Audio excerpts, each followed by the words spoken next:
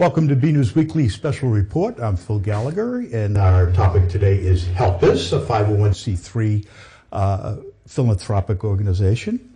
My guests from left to right, Karen Parker Myers. Welcome, Karen. Cheryl Schaffman Brothers, Danny Brothers' sister. Yeah, thanks for having us, Phil. Class of 82. Yes, class of 82. And the founder of HelpIs, Joyce Delianis. Welcome to the program. Thank you for joining us. Thank you. Okay, let's start with the basics. Okay. You're the founder. How did you come up with this idea, and how did you get the gears in motion? How it began, it was I noticed the need of the people that they wanted to help when I started helping my own clients when they became unemployed with free services and then supplying clothing, shoes, and other needs for the family, food. And I realized there were so many people that they had the need to help.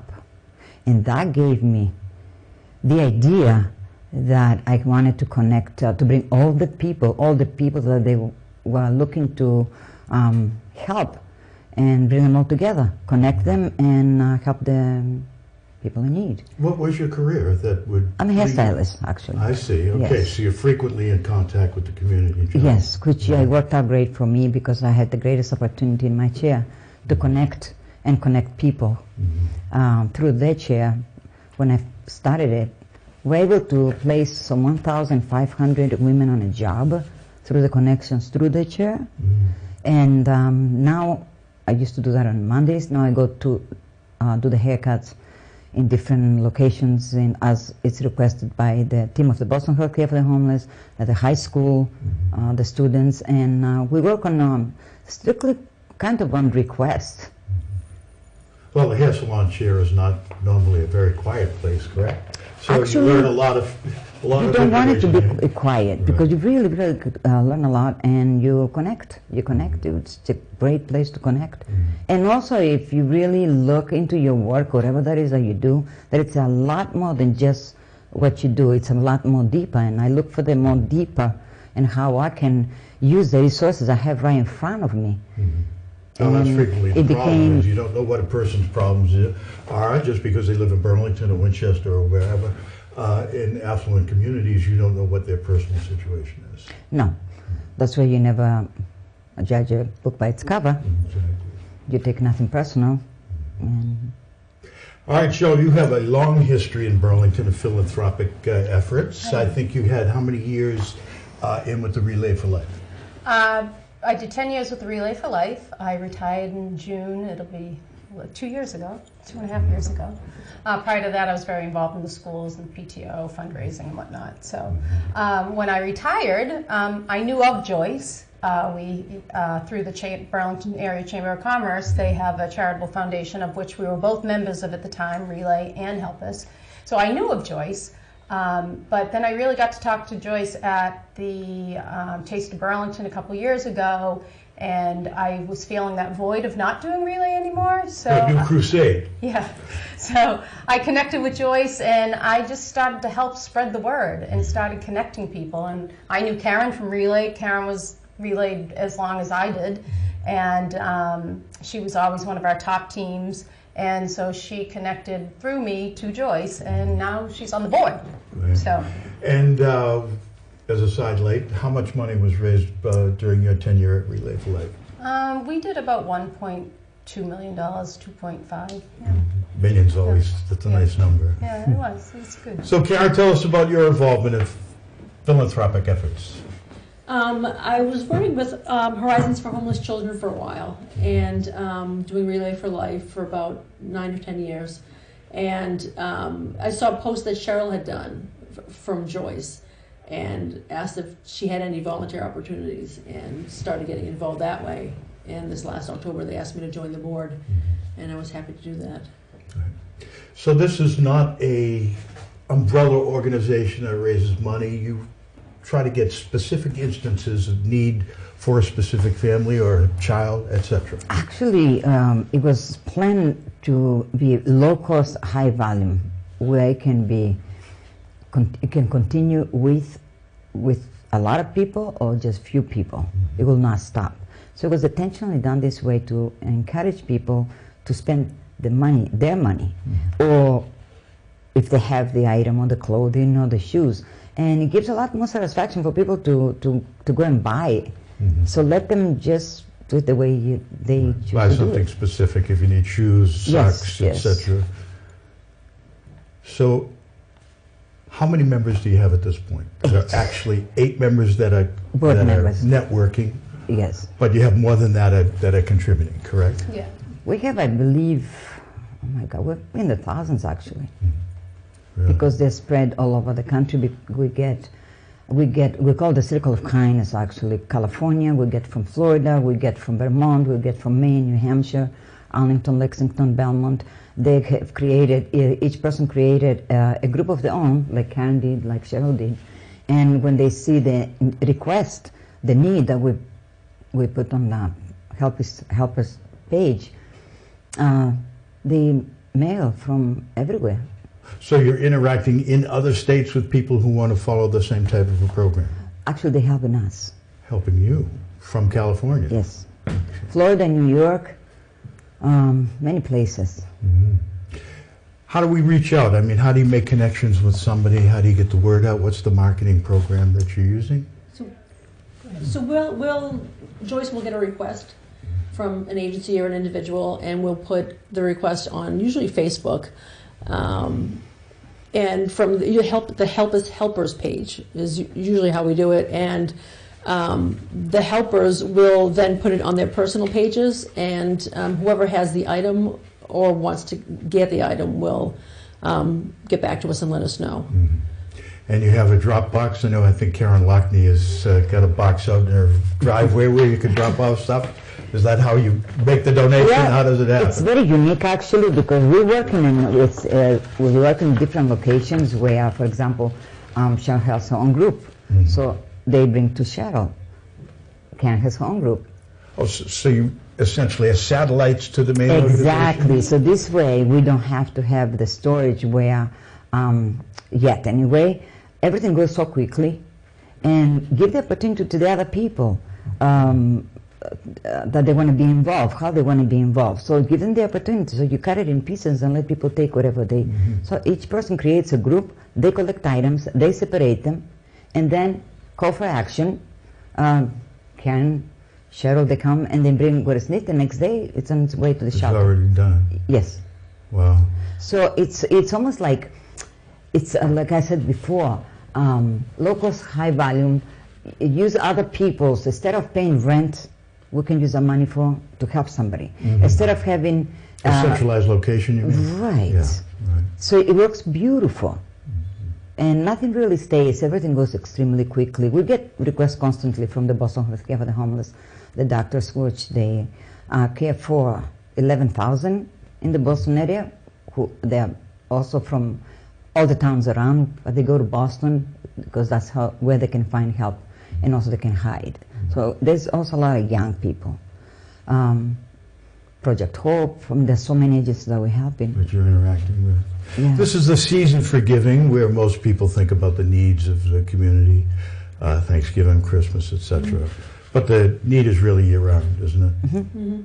Yeah, I find that the one thing that I found is if you ask people for a specific item. I remember last year Joyce had, like in the 10th hour, she had several teens in shelters across, Massachusetts that were not going to be getting anything for Christmas, and she came up with the idea to get sweatshirts and socks and stuff the pockets with chapstick and little things. And so I put it on my Facebook page. Karen shared it. Everyone shared it. People were like, I had more sweatshirts than we knew what to do with. People were Venmoing me money, and then I would give the money over to Joyce. So I think when you give people direction, or you tell them we need something specific, and I think that you get a better response than just saying, we want a donation. That is true. And who else are you collaborating with in town?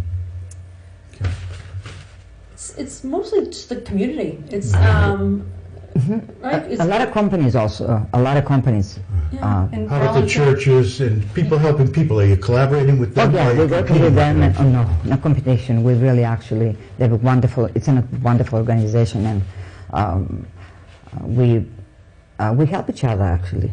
They donated books for us, and it's really wonderful. When in a beautiful, it's a win-win for everyone. We're in a great relationship. Like I was asked a couple of days ago, what makes this organization special or unique? Because it brings the positive effect on people. It makes people feel good, and it's beautiful. People like to see something nice. People like to see something simple. They don't. There's no competition. Honestly, with pure kindness, there is not a competition. We support each other. We support the people helping people, and they're supporting us. Actually, we look up to each other. I admire what they do, and they're very respectful to us as well. And so I have the best. Gratefulness. We're grateful. We are learning from each other. We really are. I totally love the way it's run, and I get so many positive feedback about the people helping people, and it's wonderful. Now, what is the Chamber of Commerce doing? You're a member there, or the whole organization is a member, correct? Burlington Area Chamber of Commerce has a charitable foundation, of which there are several charities in town, and they hold events throughout the year, specifically the Black Tie coming up on January 25th, and all the proceeds from that are divided up amongst the charities. Yeah. Did they do Dancing with the Stars as well? Dancing with the Stars actually was a Relay for Life event. Oh, was it? Okay. How about the Burlington Idol? That's a CHOPS. I have no knowledge on really? what that is. Do they raise any money on it? I don't know if it's a fundraiser or just like a talent competition. Yeah, we've done a number of stories on it. It looks like a lot of fun. It does. Not something I'd want to participate in, but it looks like a lot of fun. Through the Chamber of Commerce, we got incredible connections. They're constantly connecting us to people that they want to help. Tell the Lisa Haley story. Oh my God, the woman is like a powerhouse. She asked to help and sent out a need. She went into the page, and I think we're getting like maybe 1,000 pieces of toothpaste, toothbrush, shampoos, conditioners, soaps. It's incredible what this lady has done. Basic needs. Basic needs, and she's from the chamber, but she's a powerhouse. I'm in shock. The people that she moves, she has the ability to move people, touch people, same like Cheryl, like Karen. We have attracted people like that. There is no agenda, there is no motives, there is no overhead. Ego, no overhead, nobody gets getting paid, nobody gets on anybody's way. On the contrary, each one supports the other one to go where they need to go, We also help in the Woburn High School, and Karen, I go in one direction, Boston Healthcare for the Homeless. Karen will go to the high school. Well, let's ask that question. What about interaction with the school system? I know that they have confidentiality issues and things of that sort, but how do you find need there? Again, it's requested. They'll contact us. They contact them with the needs, and I know the need through my chair, actually. That's how the connection happened. One of my clients, she's a teacher, and she told me of the need, and then that's how the connection. It was a great connection because we're able to help the students where it's needed so badly, and it helps their self-esteem. It helps, when they have the nice clothes, bulliness, it doesn't. Sure. Nobody wants attention. No, other like also Bridge Over Trouble, Runaway Homeless Teens. They're beautiful. The beautiful kids, and it's nice when they have a nice jacket and they have the backpack and they have you give them the tools and you just let them run with it. Now, you've been involved, you're in the Citizens Legislature. Tell us about that. Yes, it's a great experience. We passed a law for the month of kindness for the state of Massachusetts, and now we started the process to make it national. It's a wonderful. We love the challenge in it, almost the impossible, but also possible that it could happen, and I believe strongly that it will happen. Massachusetts is the only state in the whole world that has a law on kindness. Tell us about that, a law.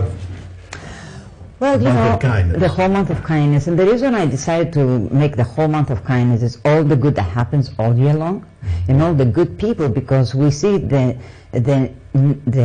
people that need help, but the people that are helping, if it wasn't for them, we wouldn't be able to help the people. And all the good that was happening is that we need to celebrate this. We need to put some good news out there. I was just a little bit sick and tired of the bad news, the negative, about the problems. Okay, give me the solution then. It's got to be a solution. Well, you know what the news is. If it bleeds, it leads. So Yes. if it's kindness So and this, generosity, it doesn't generally. So I decided that, to package all the good that happens all year long and celebrate it the whole month of May. And the reason it was the whole month of May is that maybe by doing it every year and make a campaign, a huge campaign, everybody gets involved, maybe it can become a habit where kindness becomes, it is powerful anyway.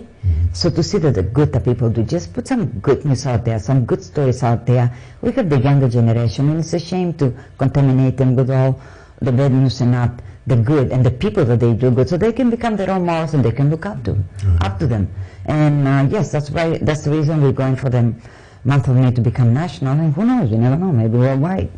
You never know what happens. How would you characterize Burlington in those terms, in terms of its generosity? You've been involved for so many years in the Relay for Life, and there's other things going on. How would you characterize Burlington? Burlington's a great community. I mean, I personally, from my own personal experience, my dad died when I was young, and the town of Burlington rallied around and did a big fundraiser for our family. He was 37. Children were 16 to 4.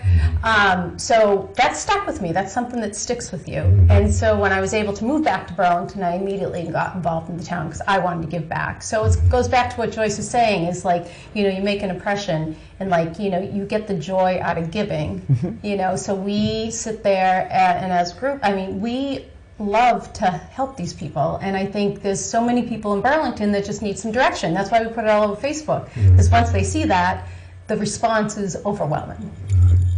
How about you, Karen?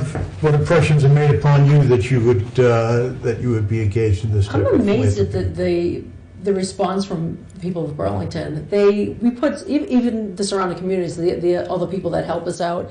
We put one request, and it's unbelievable the amount of items that we get for one request. I mean, people are so generous and so thoughtful, and even when we're not putting things out there, people are calling me up. I have this. Can you use it? I have something else. My house is full now. I have bags of clothes for not a specific request, but it'll be gone. Right. It'll go to a shelter or a transitional house or somewhere that needs it. But the people have been incredible. What do we have? You don't sponsor events. You don't do fundraising events. This is all strictly networking at this point. Not yet. It's the stories, actually, because I believe if you put the story out there and people see that, for example, when me and Karen were in Boston doing the haircuts, and we brought a lot of coats, and a lady the night before came and brought the winter coat. I think we gave her 100 coats. And then all the ladies were outside. I was on the sidewalk myself, getting ready to leave, and everybody had the coats on that they were given. I took a picture of the coat, and then of course it was posted on a page. The woman giving it to me the night before, and then the homeless lady on the streets wearing the coat. That's a huge impact. That is so it's really, so that's what people see. They know exactly where it goes. You might not see the face, but they see the hands, they'll see the name. When we go to the high school, always the picture has the items and then the picture of the high school, so people see, oh my God, that is a sweatshirt that I bought. So you're actually doing haircuts for the homeless in Boston? Up to date, it's 8,000 up to date. 8,000? 8,000. It's amazing. You know what happens? People sometimes they feel like they didn't give enough, and I cannot emphasize to them that one item, it is so valuable and it's so important to the person who's homeless, like one toothbrush, one toothpaste. They don't have much. They have a backpack. So I want to do one haircut. Okay, one haircut, fine. When you put 8,000 haircuts, it's over $1,500,000 worth of services. Right. So it's not small anymore. So don't hesitate to give that one toothbrush so you can feel good about it. When you're doing something so good and it's going to help somebody's health. Well, we're all in the same boat when it comes to hair. There's nothing like looking in the mirror and saying, geez, I look good, having a haircut or a hairdo or whatever. For a homeless person who doesn't have the resources necessary to get that, but we've seen them on the internet that they just look like different people. You cut their hair, and they look proud that Oh, I tell you, they 8,000 contributed. haircuts, I didn't hear one complaint out of the mouths, pointing fingers. I'm just so grateful. If you have the ability to take them away that short time from the problems and make them fall into that moment, they enjoy the haircut, and it's incredible. They're so happy, they're so grateful. Like one gentleman said, one of the gentlemen said, "Thank you for making me feel like a human being." Another young man also was going for a job interview. He said, "Now I can put my head up, and now I can let people see my face. I don't have to hide my face anymore." A lot of the people that we're helping, the homeless, I call it today's working poverty. They're working class. They cannot afford to rent. I see a lot of veterans on the streets of Boston. We see a lot of working people living in the shelters, college students, where they go to college in the morning and then at nighttime they go to the shelter. So you got to give them the tools. They're trying. Somebody gets sick with cancer, the medical bills are so high, or the child has leukemia. What did they do wrong? They didn't do nothing wrong. They tried the best. And everybody can have a downturn in life, no It's matter a reality. what station you have. It's reality. It depends where you are and the support that you have around you. We all go through. Okay, what about confidentiality? People are generally I know we have a social service agency, we also have people helping people, your organization. We also have People can sometimes be sensitive about exposure of their needs and their conditions. So Well, how do you address that? very easy. We don't identify the people. You know, we just don't. We protect the identity. We protect unless they give us the okay or they send us the pictures. Say, please, can you post it because we want your people to see. We don't, and we've been pretty successful up to date. You know, we're Okay, so very, not very. posting pictures unless you have approvals and things. Of course, of course, of course. You know, it's a respecting everyone. So you have 8 people on the board. How frequently do you meet, and what does the future look like? We try to meet once a month, and we also go out for a glass of wine. Or it's a lot of fun when we meet. You know, we have really good lawyers, we have great accountants, so we enjoy the meetings. It's more brainstorming what we've done and what's the next. Even the professional services are all volunteer? Everything's volunteer, Everything. except the legal and the accountant. Because you have to file tax returns for the 501c3. Well, that's actually my choice because it's better. Yeah, it's necessary. Absolutely. We gotta protect ourselves too. Yeah, absolutely. There's no question We're about actually that. going tonight to Project Hope to help them with their Thanksgiving Their dinner. outreach. 40 families, yeah. for 40 families. Okay, we got a couple of minutes left. Let's start with Karen. And do you have any parting comments? I'm just very honored to be part of this organization. It just lifts myself up, and I'm so happy to be able to lift other people up. And your children, I presume, are made aware of your They will actually efforts? come with me to deliver to Joyce and to help out. They enjoy being part of it as well. Joe, how about you? Well, I have to say that when you meet Joyce, she's infectious. Like, you want to be involved. You want to help her. And that's how I think all of us get involved. And so when sometimes people are dropping off at our house, I said, if a car's in the driveway, make sure you ring the bell because you want to meet this woman. She's someone you want to beat. And I have to tell you, the funniest thing Joyce, not funny, but the most profound thing Joyce said to me once is I said to her, you have so much energy, do you ever sleep? And she said, no, I dream. So, Good and line. I never forgot that, and I won't forget that because she has so much energy and she does amazing things. Joyce, how about some closing comments? Okay. Well, we want to thank the people on both sides because if it wasn't for the people that, for example, the doctors or the social workers to tell us the need, and the people like Cheryl and Karen, that they're helping us, HelpIs wouldn't be existing. And so I'm very grateful to the people that they make us.